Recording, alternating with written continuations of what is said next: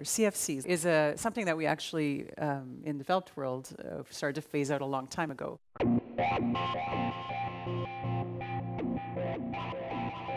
So what happened is that all of the CFC substitutes in the world at the time were starting to be developed in the United States. And so they set up a whole system where they are also the biggest buyer of alternatives to CFCs in the world.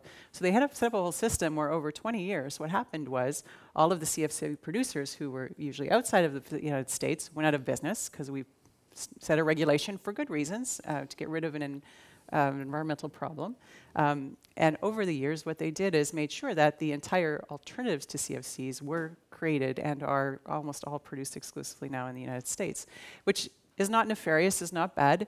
It's smart, actually, because what they were thinking about was not, I don't know if you call it industrial policy, but what they were thinking about was, okay, well, if the technologies that we've already created through some of our big companies like DuPont and others, because I think that's some of the patented companies in that area. If these companies already are in that space, how do we make sure that that manufacturing benefits Americans? How do we make sure that the system is then transitioned over multiple decades such that we are the leader of that alternative environmental product as the time comes?